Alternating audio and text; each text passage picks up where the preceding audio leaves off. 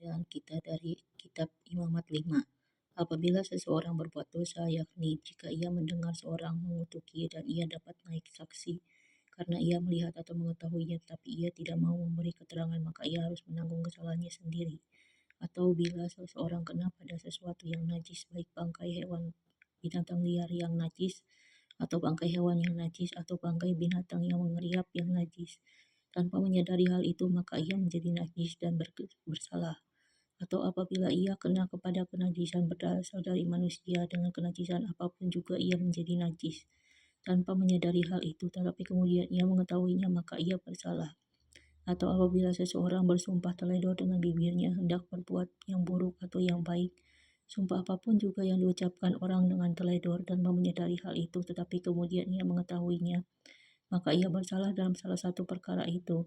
Jadi apabila ia bersalah dalam salah satu perkara itu, haruslah ia mengakui dosa yang telah diperbuatnya itu, dan haruslah ia mempersembahkan kepada Tuhan sebagai tebusan karena dosa itu, seekor betina dari domba atau kambing menjadi korban menghapus dosa. Dengan demikian imam mengadakan pendamaian bagi orang itu karena dosanya.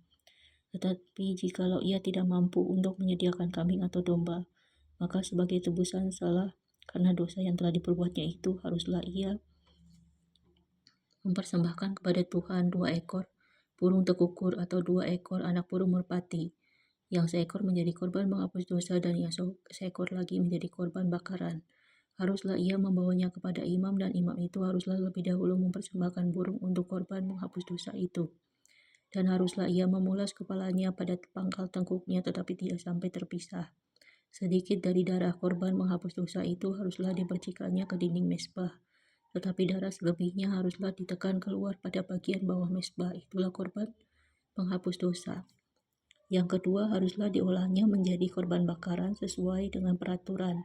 Dengan demikian imam mengadakan pendamaian bagi orang itu karena dosa yang telah diperbuatnya, sehingga ia menerima pengampunan.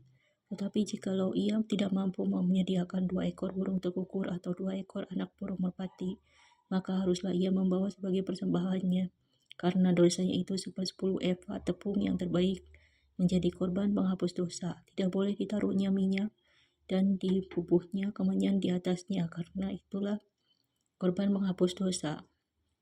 Lalu haruslah itu dibawanya kepada imam, dan imam itu haruslah mengambil daripadanya segenggam sebagai bagian ingat-ingatannya, lalu membakarnya di atas mezbah.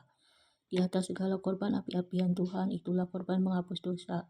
Dengan demikian imam mengadakan pendamaian bagi orang itu karena dosanya dalam salah satu perkara itu, sehingga ia menerima pengampunan. Selebihnya adalah bagian imam, sama seperti korban sajian. Korban penebus salah.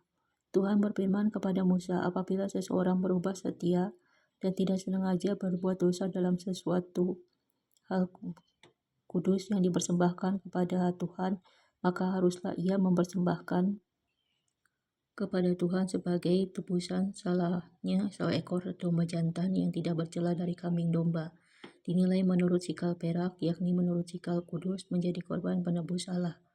Hal kudus yang menyebabkan orang itu berdosa haruslah dibayar gantinya dengan menambah 1/5, lalu menyerahkannya kepada imam. Imam harus mengadakan pendamaian bagi orang itu dengan domba jantan korban penebus salah itu, sehingga ia menerima pengampunan. Jikalau seseorang berbuat dosa dengan melakukan salah satu hal yang dilarang Tuhan tanpa mengetahuinya, maka ia bersalah dan harus menanggung kesalahannya sendiri. Haruslah ia membawa kepada imam 1 ekor domba jantan yang tidak bercela dari kambing domba yang sudah dinilai sebagai korban penebus salah. Imam itu haruslah mengadakan pendamaian bagi orang itu karena perbuatan yang tidak disengajanya dan yang tidak diketahuinya itu, sehingga ia menerima pengampunan. Itulah korban penebus salah. Orang itu sungguh bersalah terhadap Tuhan.